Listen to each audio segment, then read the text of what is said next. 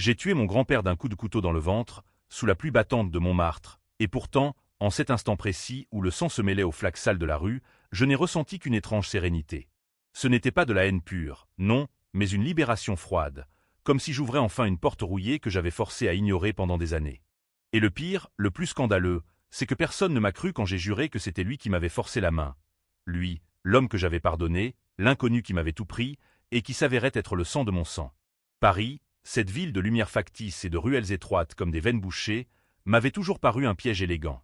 Né dans le 18e arrondissement, au pied de la butte sacrée où les artistes crevaient la dalle pour un rêve, j'avais grandi dans l'ombre d'un père absent et d'une mère qui tricotait des pulls trop grands pour masquer sa tristesse. Elle s'appelait Élise, une Provençale aux cheveux noirs comme l'encre, qui avait fui Marseille pour suivre un amour éphémère. Mon père? Un fantôme. On m'avait dit qu'il était mort dans un accident de voiture sur l'autoroute A6, mais les détails variaient selon les verres de pastis avalés. J'étais Louis, 28 ans à l'époque des faits, un ébéniste raté qui sculptait des meubles pour des bourgeois qui ne les payaient jamais à temps. Ma vie était un engrenage rouillé, ateliers humides, dettes qui s'accumulaient comme la poussière sur les statues de Notre-Dame, et une colère sourde qui bouillonnait sans jamais éclater. Tout a commencé par une lettre anonyme, glissée sous ma porte un matin de novembre grisâtre, où le vent charriait l'odeur de châtaignes brûlées des vendeurs ambulants. Tu portes le poids d'un crime qui n'est pas le tien. Cherche la vérité dans les caves de l'hôtel de ville. Ridicule, pensai-je d'abord, une blague cruelle d'un créancier. Mais la nuit suivante, les rêves revinrent, des visions floues d'un homme en costume 3 pièces, assis dans un fauteuil Voltaire, riant d'une voix rauque tandis que des ombres dansaient autour de lui. Je me réveillai en sueur, le cœur cognant comme un marteau sur l'enclume. Et si c'était vrai? Et si, comme la lettre le suggérait, j'avais été piégé pour un meurtre commis il y a 15 ans, quand j'avais 16 ans à peine? Le crime en question remontait à l'été 2008, une affaire qui avait défrayé la chronique des journaux à sensation. L'assassinat d'un banquier juif, Maurice Lefebvre, trouvé égorgé dans son appartement haussmannien du 7e arrondissement. On m'avait accusé, moi, le gamin de banlieue qui livrait des colis pour arrondir les fins de mois. Les preuves? Un couteau volé dans mon atelier, des empreintes partielles sur la poignée, et un témoin bidon qui jurait m'avoir vu fuir la scène. J'avais plaidé non coupable, hurlé mon innocence dans les couloirs glacés du palais de justice, mais le verdict était tombé comme une guillotine. 20 ans de réclusion à Fresnes. Ma mère était morte d'un cancer foudroyant pendant mon procès, me laissant avec le goût amer de l'injustice. J'avais purgé 15 ans, sorti sur conditionnel pour bonne conduite, tatoué de cicatrices invisibles et d'une rage qui me rongeait les os. Libéré, je m'étais juré de ne plus toucher à une lame. J'avais pardonné, ou du moins je le croyais. Pardonné à qui? À la justice française, cette machine bien huilée qui broyait les petits sans remords? À la société qui m'avait jeté comme un Kleenex usé? Non, c'était plus profond. J'avais pardonné à l'inconnu, cet homme masqué par les années, qui avait tout orchestré. Comment l'avais-je rencontré? Par hasard, ou par un fil du destin tissé dans les salons feutrés de la haute bourgeoisie parisienne. C'était 3 mois après ma sortie, lors d'une soirée mondaine à laquelle j'avais été invité par un ancien codétenu reconverti en larbin de riche. L'événement se tenait dans un hôtel particulier du Marais, avec lustre en cristal et serveur en queue de pie. Je m'y étais rendu en métro, mal à l'aise dans mon costume d'emprunt, sentant les regards obliques des invités, ces Parisiens pur sang qui flairaient l'odeur de la tôle à des kilomètres. Lui était là, au centre de la salle, un vieillard voûté d'une 60aine d'années, cheveux blancs impeccablement coiffés, yeux d'un bleu glacial comme la Seine en hiver. Il s'appelait Victor de Sinclair, un magnate de l'immobilier qui avait bâti son empire sur les ruines des familles ruinées par la crise de 2008. « Vous êtes Louis Moreau, n'est-ce pas ?» m'avait-il dit d'une voix suave, en serrant ma main avec une poigne de fer. « J'ai entendu parler de votre malheur. La justice est parfois aveugle, comme une Minerve capricieuse. » Ces mots m'avaient transpercé. Pour la première fois depuis des années, quelqu'un admettait l'injustice sans pitié ni condescendance. Nous avions discuté des heures, autour d'un cognac millésimé, de la pourriture du système judiciaire, des juges corrompus par les lobbies, des avocats qui vendaient leur âme pour un chèque. Il avait ri à mes anecdotes de prison, ces histoires sombres de viols collectifs et de mutineries étouffées, et j'avais ri avec lui, oubliant un instant le poids de mes chaînes invisibles. « Vous méritez réparation », avait-il murmuré enfin, en glissant une carte de visite dans ma poche. « Appelez-moi. Je connais des gens qui peuvent creuser dans les archives. » J'avais appelé, bien sûr. 2 semaines plus tard, nous nous voyions dans son bureau surplombant les Champs-Élysées, un sanctuaire de bois de rose et de livres reliés cuir. Là, il m'avait révélé des documents jaunis, des rapports de police falsifiés, des témoignages achetés, un alibi fabriqué de toutes pièces pour un suspect principal, un certain VSC, initial qu'il avait effacé d'un trait de plume élégant. C'était lui, le vrai coupable, avait-il dit, les yeux brillants. Un rival dans les affaires, un serpent que j'ai aidé à démasquer anonymement. J'avais pleuré ce jour-là, des larmes de gratitude pour cet inconnu bienveillant qui m'offrait la clé de ma rédemption. Il m'avait tout pris? Non, il me rendait tout, une vie, une dignité volée. Mais la vérité, cette garce impitoyable, se cache toujours dans les plis des rideaux de velours. Au fil des semaines, Victor devint mon mentor. Il m'embaucha comme assistant, me logea dans un appartement meublé près de la place Vendôme, me présenta à ses cercles, avocat véreux, politicien au sourire carnassier. J'apprenais vite, sculptant non plus du bois mais des contrats, des alliances fragiles comme du cristal de baccarat. Et pourtant, des fissures apparurent. Des nuits où je surprenais son regard fuyant quand je mentionnais ma mère, Élise. Une femme remarquable, disait-il, mais sa voix tremblait légèrement, comme un violon mal accordé. Des photos jaunies dans ses tiroirs. Une jeune femme riant sur une plage de la Côte d'Azur, portant le même collier de perles que ma mère arborait dans mes souvenirs d'enfance. Puis vint la lettre, la seconde. Pas anonyme cette fois, mais signée d'une main tremblante. Ton bienfaiteur et ton bourreau. Fouille son passé, Louis. Pour Élise. Le cœur battant, je m'introduisis un soir dans son bureau pendant qu'il dînait à l'Élysée. Les dossiers étaient là, empilés comme des tombes. Certificat de naissance falsifié, testament modifié, et au fond, une photo. Victor, jeune, enlacé avec ma mère, daté de 1990. Mon père n'était pas mort dans un accident. Il était vivant, respirant, et il m'avait sacrifié pour protéger son empire. Le meurtre de Maurice Lefebvre, pas un rival, mais un créancier qui menaçait de révéler leur liaison illégitime, leur enfant caché, moi. J'avais gancé le crime pour lui, ensorcelé par des promesses d'héritage, drogué peut-être, pendant que lui orchestrait l'alibi parfait depuis son nid d'aigle. La rage m'envahit comme un vin tourné. J'aurais pu le confronter, appeler la police, mais non. La revanche française est un art subtil, empoisonné de logique impitoyable. J'attendis, ourdi, feignant la gratitude. Et un soir de tempête, sous les néons vacillants de Montmartre, je le coinçai dans une ruelle près du Moulin Rouge. Pourquoi? Hurlai-je, le couteau, ironie du sort, un cadeau de son part, pressé contre sa gorge. Il rit, ce rire rauque que j'avais appris à aimer. Parce que tu étais faible, Louis. Comme ta mère. Et moi, je construis des empires, pas des regrets. Le coup partit, précis, dans les entrailles. Il s'effondra, gargouillant des secrets inachevés. J'appelai les flics moi-même, confessant tout. Mais comme toujours, la machine judiciaire tourna à vide. Un vieillard agressé par un ex-tolard, un cambriolage qui avait mal tourné. L'affaire fit les gros titres, le petit-fils ingrat contre le patriarche, et Paris se divisa. Les uns pleuraient un philanthrope assassiné, les autres saluaient un justicier masqué. Moi, j'attendais le verdict, enchaîné à nouveau, mais cette fois avec un sourire secret. La vérité n'était pas finie. Loin de là. Les menottes étaient froides contre mes poignets, un rappel familier de la texture métallique qui avait rythmé mes 15 années de purgatoire. Assis dans la salle d'interrogatoire du commissariat du 1er arrondissement, sous les yeux lasses d'un inspecteur nommé Duval, un quinquagénaire bedonnant avec une moustache jaunie par le tabac, je récitais ma version des faits comme un acteur shakespearien usé. Il m'a trahi, inspecteur. Victor de Saint-Clair n'était pas un saint. C'était un serpent qui m'a mordu au berceau. Duval haussa les épaules, tapotant son stylo sur le formica écaillé. Encore un complot familial, hein? Les riches et leurs drames de soap-opéra. Écrivez-le dans un livre, Moreau. Pour l'instant, c'est homicide. La presse s'empara de l'affaire comme un vautour d'une carcasse. Le parricide de Montmartre. Quand le sang appelle le sang, titrait le Figaro le lendemain, avec ma photo floue en première page. Celle de mon premier procès, où je ressemblais à un gamin terrifié plutôt qu'à l'homme brisé que j'étais devenu. Les réseaux sociaux, ces forums de lynching virtuel, explosaient. Justice pour Victor contre vérité pour Louis, des milliers de tweets enragés où les uns me traitaient de monstre ingrat, les autres de victime d'un système pourri jusqu'à l'os. Une féministe anonyme posta même une traite sur ma mère, Élise, la transformant en icône oubliée des injustices patriarcales. Paris bruissait de rumeurs. Victor avait-il vraiment un bâtard caché? Était-ce un coup monté par des concurrents chinois pour racheter ses biens immobiliers? Pendant les jours qui suivirent, incarcéré à la maison d'arrêt de la santé, je revivais chaque instant comme un film en boucle. La façon dont Victor m'avait approché, non par hasard, mais par calcul froid.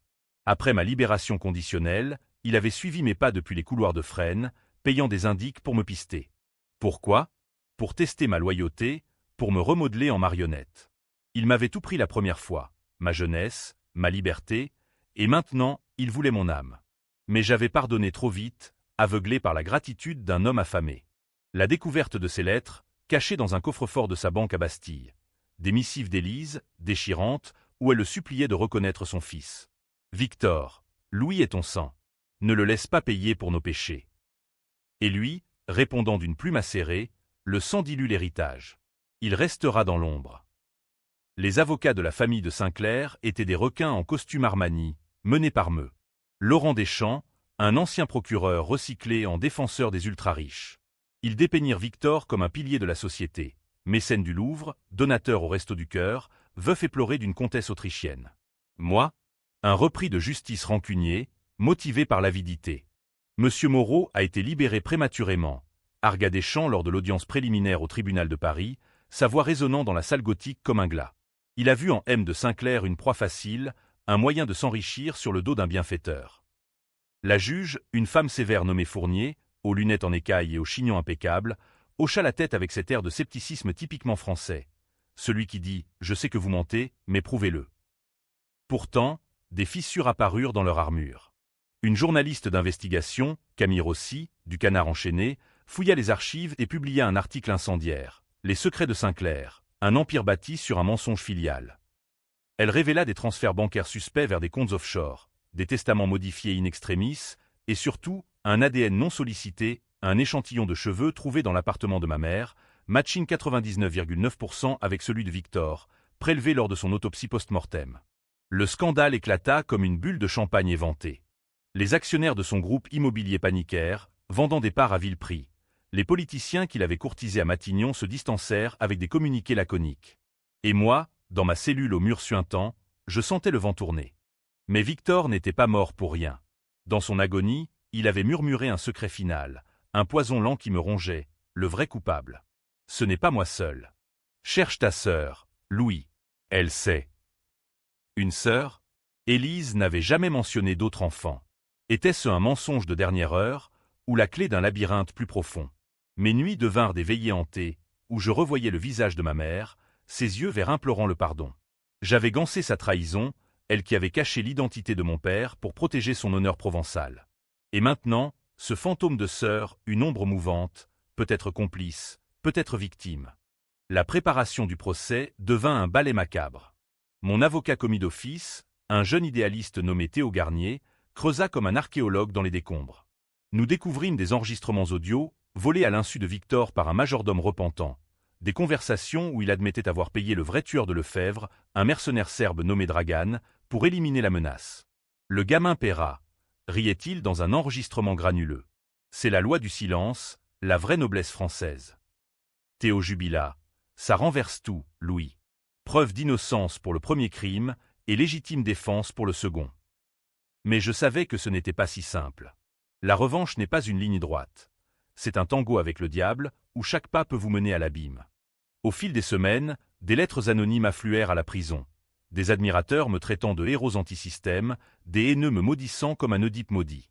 Une en particulier me glaça. « Tu as tué le père, mais la fille viendra pour l'œil. » Signé A. Pour Adèle? Était-ce elle, la sœur cachée, une ombre sortie des limbes pour contre-attaquer? Paris, avec ses boulevards haussmanniens et ses catacombes oubliées, se muait en toile d'araignée. J'étais l'araignée au centre, attendant la proie. Ou peut-être la proie elle-même, piégée dans un jeu où le pardon n'était qu'un leurre. Le jour de l'ouverture du procès arriva sous un ciel plombé, la scène gonflée par les pluies d'automne. La foule massée devant le palais de justice scandait des slogans contradictoires. « Libérez Louis » contre « Justice pour Victor ». À l'intérieur, l'air était lourd d'encens et de sueur, les bancs de bois craquant sous le poids des curieux. Fournier trancha d'entrée, pas de cirque médiatique. Nous cherchons la vérité, pas le spectacle. Mais la vérité, en France, est une maîtresse capricieuse, voilée de protocoles et de préjugés.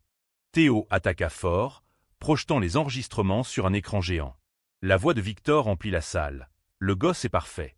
Innocence d'agneau, culpabilité de bouc émissaire. Un murmure parcourut l'assemblée, Madame Fournier fronça les sourcils. Deschamps contre-attaqua avec virulence, faux flagrant.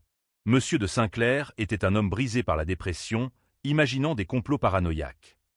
Et puis, le coup de théâtre. Ils produisirent un testament holographe, rédigé 2 jours avant sa mort, où Victor me déshéritait formellement, me qualifiant de « fils indigne, fruit d'une erreur de jeunesse ». Le choc me coupa le souffle. Indigne? J'étais son sang, sa création maudite. La salle explosa en chuchotements. Camille Rossi, au fond, tapait furieusement sur son ordinateur. Ce soir-là, en cellule, je jurais sur la mémoire d'Élise. La revanche ne s'arrêterait pas au verdict. Si Adèle existait, je la trouverais. Et si elle était le monstre, je la briserais comme Victor m'avait brisé. Le pardon était mort cette nuit-là, sous la pluie de Montmartre. Ne restait que la lame affûtée de la mémoire. Les audiences s'enchaînaient comme les perles d'un rosaire noir, chacune plus âpre que la précédente, dans cette cathédrale laïque qu'est le tribunal de Paris. Fournier, avec son marteau d'ivoire qui claquait comme un couperet, maintenait l'ordre d'une main de fer gainé de soie. « Monsieur Moreau, cessez de spéculer sur des fantômes familiaux », me réprimanda-t-elle un après-midi, alors que je divaguais sur cette sœur mythique. Les faits, pas les fables. Mais les faits étaient des sables mouvants. Les enregistrements de Victor prouvaient ma manipulation pour le meurtre de Lefebvre, oui, mais pour son propre assassinat? Deschamps arguait la préméditation, citant des témoins qui m'avaient vu rôder près de l'hôtel particulier des semaines avant. Une vendetta mijotée à froid, tonnait-il, ses lunettes cerclées d'or luisant sous les néons. Théo ripostait avec acharnement, un Don Quichotte en costard gris, appelant à la barre le majordome de Victor, un Algérien voûté nommé Karim. L'homme, tremblant comme une feuille d'automne, confirma les aveux enregistrés. Monsieur de Saint-Clair parlait souvent de l'héritier caché. Il me entra, disait-il. Et la nuit de l'incident, il m'a appelé en panique. Le garçon sait tout. Envoyez de l'aide. La salle retint son souffle, Fournier nota frénétiquement. Mais le twist vint d'ailleurs. Karim avoua, sous pression de Deschamps, avoir détruit d'autres bandes, sur ordre direct de Victor. Pour protéger la famille, murmura-t-il, les yeux baissés. Protéger qui? La question plana comme un corbeau. Dehors, le vent de la discorde soufflait fort. Des manifestations sporadiques bloquaient le Pont-Neuf. Des gauchistes brandissant des pancartes « Pas de justice, pas de paix », des conservateurs en cravate hurlant « Ordre et tradition ». Camille Rossi m'envoya des notes secrètes via Théo. J'ai trouvé Adèle.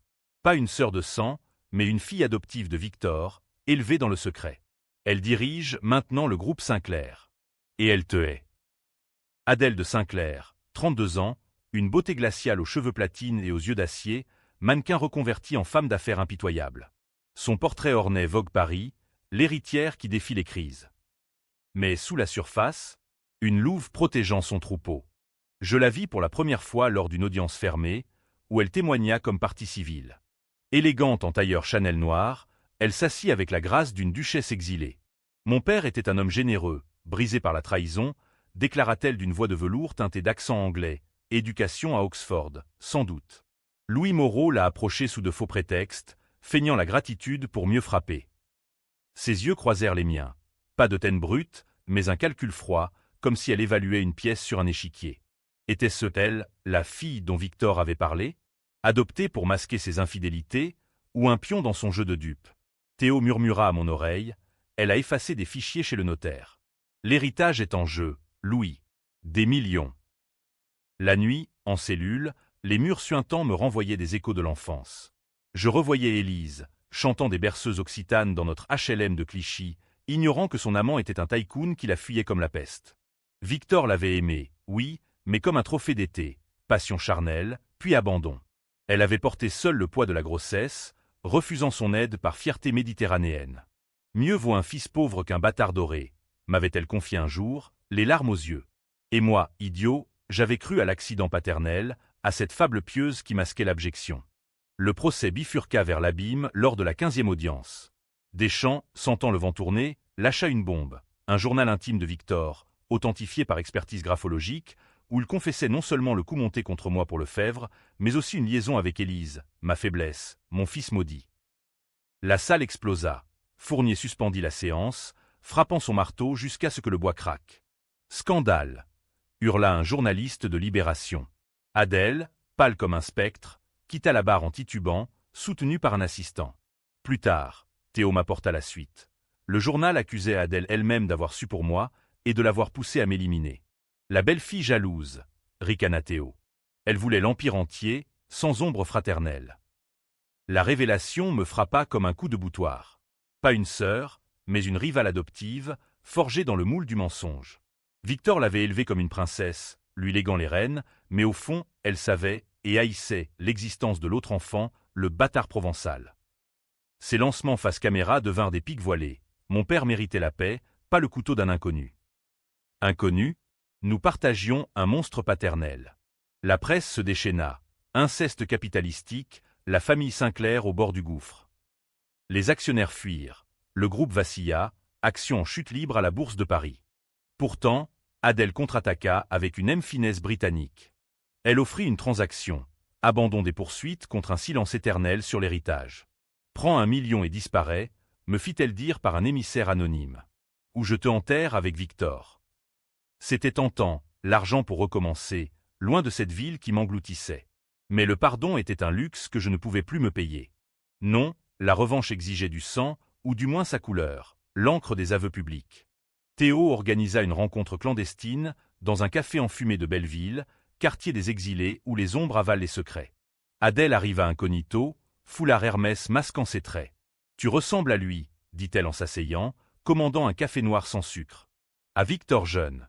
C'est ce qui me dégoûte le plus. » Je la fixai, cherchant dans ses yeux le reflet de ma mère. Rien, que du calcul. « Pourquoi m'as-tu laissé payer ?» demandai-je.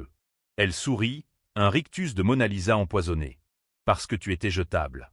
Un outil pour protéger l'Empire. » Père me l'a dit, Adèle est la lumière, Louis, l'ombre point. Elle avoua tout, avoir falsifié des preuves pour mon premier procès, payé des témoins, même convaincu Victor de m'approcher pour me tester, et m'éliminer si nécessaire. La rage remonta, acide. « Tu es son vrai monstre, crachai-je. » Elle rit, un son cristallin et cruel. « Et toi ? Tu l'as poignardé comme un voyou de banlieue. Paris nous jugera tous. » Elle partit en laissant un chèque sur la table, le million promis. Je le déchirai, le cœur cognant. Le procès reprenait le lendemain. J'avais une arme, son aveu, enregistré discrètement par Théo sous la nappe. Fournier, sentant le drame, ordonna une expertise ADN complémentaire. Les résultats tombèrent comme un verdict divin. Victor était mon père biologique. La salle se figea. Adèle s'effondra en sanglots théâtraux, hurlant mensonge. Mais c'était la vérité nue, crue comme un coquillage breton. Les jurés, un mélange de fonctionnaires blasés et de mères de famille compatissantes, murmurèrent. Deschamps implora une suspension, Fournier refusa. La loi est la loi, même pour les saints. Cette nuit-là, je rêvais d'Élise, me tendant une main spectrale. Pardonne, Louis. Ou péris. Mais le pardon était un poison lent, la vengeance, un feu purificateur. Adèle complotait encore, je le sentais, des fuites dans la presse pour me discréditer, des rumeurs de folie héréditaire. Paris, avec ses façades baroques et ses sous-sols putrides, était le théâtre parfait pour notre duel fraternel. Le masque tombait, ne restait que la lame. Le procès atteignait son zénith, un crescendo wagnérien où chaque témoignage était une note dissonante, chaque objection un coup de cymbale. Fournier, transformé en démiurge impitoyable, appelait à la barre des experts en balistique, des psychologues forensiques, des notaires chevronnés. « L'ADN ne ment pas », déclara-t-elle solennellement, brandissant le rapport comme une épée de Damoclès. Victor de Sinclair était le père biologique de l'accusé. Cela change la nature des faits, non plus un meurtre gratuit, mais un parricide motivé par trahison. Deschamps bondit. Motivé ? C'est de la préméditation pure. L'accusé a planifié pendant des mois, usant de la confiance paternelle pour frapper. La salle, bondée de journalistes et de badauds, vibrait d'une tension palpable, comme avant une émeute place de la République. Théo, exalté, joua sa carte maîtresse, l'enregistrement de ma rencontre avec Adèle. Diffusé en open cour, sa voix traînante emplit les haut-parleurs. Tu étais jetable. Un outil pour l'Empire. Un hoquet collectif. Adèle, au premier rang, blêmie, ses ongles s'enfonçant dans le bois du banc. Faux. Montage. Hurla-t-elle, mais Fournier intima le silence d'un regard d'acier. Camille Rossi, dans un coin, hochait la tête. Son article du jour, La fille de l'ombre, Adèle Sinclair, architecte du mensonge, circulait déjà sur les smartphones. Les actions du groupe plongeaient. Des rumeurs de faillite planaient comme des corbeaux sur les toits haussmanniens. Pourtant, Adèle n'était pas vaincue. Elle contre-attaqua lors de son contre-interrogatoire, un numéro d'équilibriste sur le fil du rasoir. « Oui, j'ai su pour Louis », admit-elle, les larmes coulant comme des perles sur du marbre. Père me l'a confié sur son lit de mort. Non, avant, dans un moment de faiblesse. Il regrettait, pleurait son abandon. Mais Louis, il est venu pour l'argent, pas la vérité. Regardez les preuves. Des recherches en ligne sur la fortune de Victor, des appels à des prêteurs usuriers. Deschamps projeta des captures d'écran de mon historique web, truqué, je le savais, mais irréfutable en surface. La foule murmura. Un juré, une ouvrière d'usine aux mains calleuses, secoua la tête avec pitié. Était-ce la fin? Paris, ville des lumières éteintes, semblait pencher pour la fille prodigue contre le fils prodigué. Je craquai ce soir-là, en cellule, cognant les murs jusqu'à ce que mes phalanges saignent. « Pourquoi, Élise » hurlai-je au vide. Ma mère, cette sainte laïque, avait-elle su pour Adèle? Une demi-sœur adoptive, élevée dans les soieries pendant que je crevais la dalle? Victor l'avait adoptée après la mort de sa première femme, un caprice pour combler le vide ou masquer sa stérilité prouvée plus tard. Elle était son bouclier, sa façade respectable. J'étais le secret pourri, enterré dans les catacombes de la mémoire familiale. Théo me visita à l'aube, les yeux cernés. On a une piste, Dragan, le Serbe.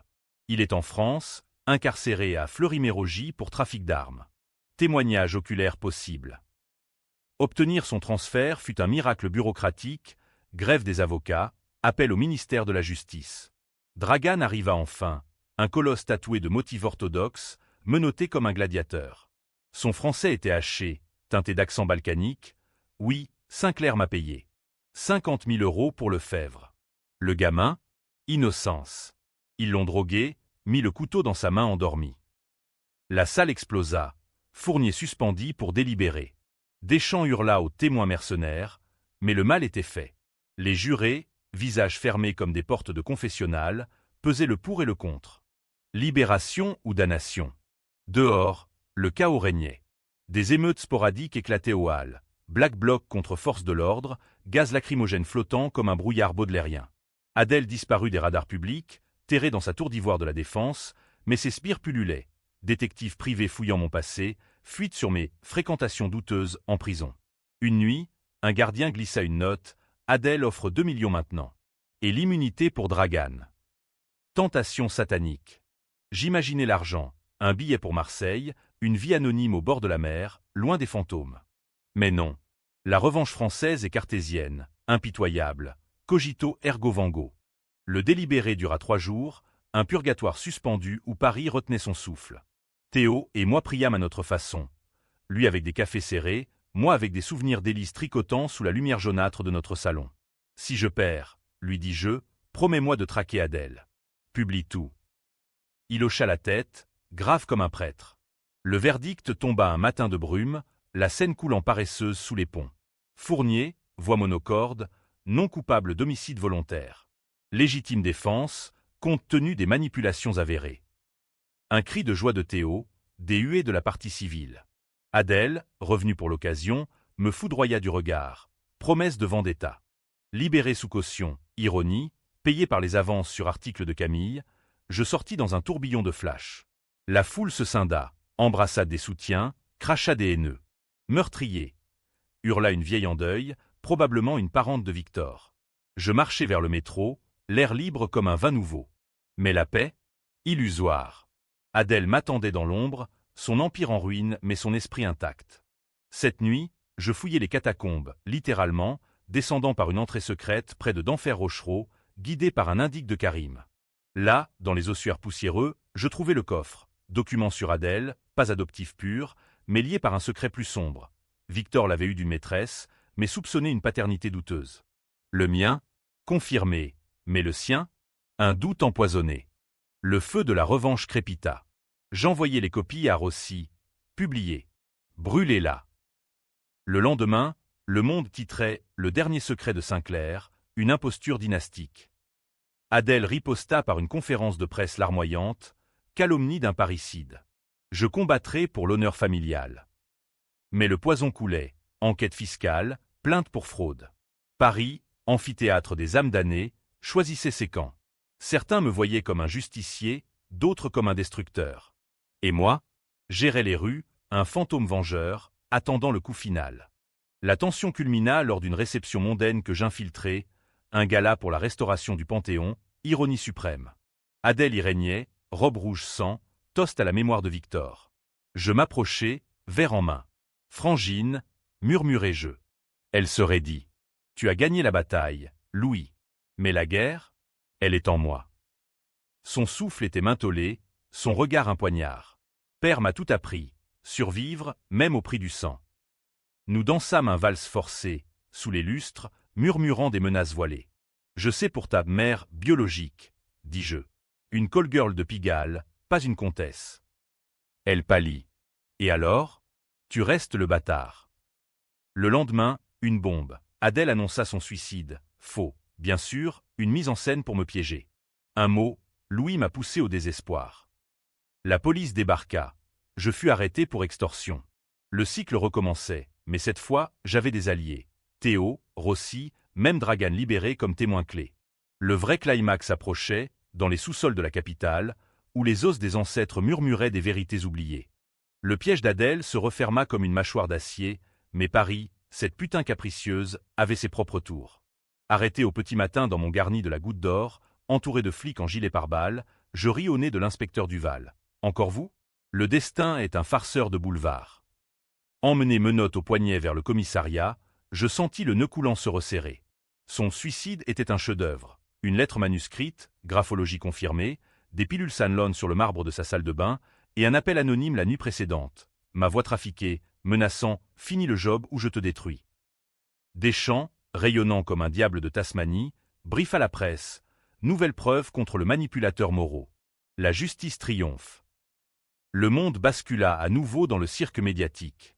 François hurlait, le parricide frappe encore, chantage à la sœur. Tandis que Marianne publiait un édito nuancé, Adèle Sinclair, victime ou virtuose. Les manifestations enflèrent, place de la Bastille cette fois. Des féministes scandant « Solidarité sororale », des anarchistes brûlant des effigies de Victor. Moi, en garde à vue, je refusais de parler sans Théo. Quand il arriva, blême, il lâcha la bombe. C'est du bluff. Adèle est vivante, terrée dans une clinique privée de Neuilly. Mais elle a des appuis, un ministre de l'Intérieur, un juge à la Cour de cassation. Corruption française, vintage 2025. Le twist final surgit comme un Deus ex machina hugolien. Dragan, ce géant balkanique au cœur tendre, débarqua avec un enregistrement volé. Adèle en personne, briefant un faussaire sur la lettre suicide. Fais le bien, ou on te renvoie à Belgrade en cage. La voix était limpide, accent anglais impeccable. Théo le transmit à Fournier, qui, piqué au vif par ce nouveau scandale, ordonna une perquisition immédiate chez Adèle. Les flics défoncèrent la porte de son pantouse. Pas de corps, mais des disques durs effacés à moitié, des contrats d'embauche pour des hackers russes et une fiole de somnifères, scène montée à la va-vite. Adèle fut arrêtée en flagrant, traînée menottée devant les caméras, son maquillage impeccable craquelé par les larmes. C'est lui, le monstre qui a tué père, hurla-t-elle, pointant un doigt accusateur vers moi lors de la confrontation au palais. Fournier, impassible, trancha, mensonge sur mensonge. Affaire classée sans suite pour Monsieur Moreau. Poursuite pour diffamation et entrave à la justice contre Madame de Sinclair. La salle applaudit. Je sortis libre, pour la première fois vraiment, sous un soleil timide de décembre. Mais la victoire avait un goût de cendre. L'Empire Sinclair s'effondrait, faillite déclarée, actif saisi pour dette fiscale, fruit des fuites orchestrées par Rossi. Adèle, inculpée, disparue dans les méandres du système carcéral, envoyée à Rennes pour éviter les tabloïds parisiens. On murmurait d'un accord, témoignage contre immunité partielle, révélant les réseaux de Victor, Potvin à l'Élysée, évasion fiscale aux Caïmans. Elle devint un pion jetable, comme moi jadis. Ironie cruelle. Seul dans mon appartement reconquis, face à la fenêtre donnant sur les toits de Montmartre, je lus le testament final de Victor, exhumé par les notaires. Il me léguait tout, la fortune, les propriétés, même l'hôtel particulier du Marais.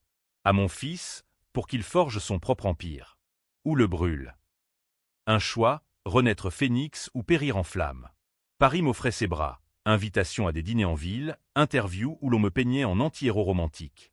Louis Moreau, le vengeur des oubliés, titrait le Nouvel Obs. Mais les nuits étaient hantées, visage de Victor gargouillant, délices suppliantes, d'Adèle ricanant. Le dénouement vint par une lettre, postée de Rennes. Écriture fine, tremblante. Frère, tu as gagné, mais à quel prix? Père nous a tous trahis. Toi en te sacrifiant, moi en me corrompant. Pardonne-moi, comme j'aurais dû te pardonner. L'héritage? Brûle-le. Vie libre. Pas de signature, mais un post-scriptum. PS, mère biologique? Une invention de père pour me tester. Je suis ta sœur de sang, demi, mais vrai. Test ADN joint. Le monde vacilla. Sœur. Le doute empoisonné de Victor était un mensonge de plus ou la vérité ultime. L'ADN confirma. 50% match. Adèle, fruit d'une autre liaison d'Élise? Non, Victor avait menti pour diviser, semer le chaos post-mortem. Nous étions frères et sœurs, liés par le même bourreau paternel. Le scandale final éclata. Le Figaro révéla les enfants du péché, un inceste consanguin masqué. Paris se déchira, les uns hurlant au tabou brisé, les autres à la manipulation machiavélique. Forum en feu, pétition pour ouvrir le dossier. Je la visitais à Rennes, sous haute surveillance. Elle, en combinaison orange, cheveux ternes, me sourit à travers la vitre. Twist final, hein? Père adorait ça. Nous parlâmes des heures, de notre enfance parallèle, de la rage partagée, du pardon impossible. Prends l'héritage, dit-elle. Fais-en un fonds pour les innocents en prison. Rédemption. Ou piège. Les rumeurs persistaient. Adèle complotait une évasion, un contre-coup. Le choix fut mien. Je brûlais les papiers devant la Seine, au Pont des Arts, où les cadenas d'amour rouillés symbolisent les chaînes brisées. Les flammes dansèrent, orangées comme le sang de Victor. Pas d'empire. Une vie simple, atelier d'ébénisterie à Belleville, livre de Camus pour les nuits solitaires. Adèle fut libérée conditionnellement 6 mois plus tard, exilée en Suisse sous surveillance. Nous ne nous revîmes pas, était-ce un happy end? Biquet. Les critiques s'affrontaient, moraux, héros tragiques ou opportunistes. Moi, un homme enfin nu, sans masque. Paris, éternel, continua son bal masqué. Et moi, dans ces ruelles UAM, je marchais, ombre parmi les ombres, portant le poids d'un pardon refusé, et d'une vengeance qui, au final, n'avait sauvé personne. Sauf peut-être mon âme, si telle chose existe dans cette ville de fer et de feu.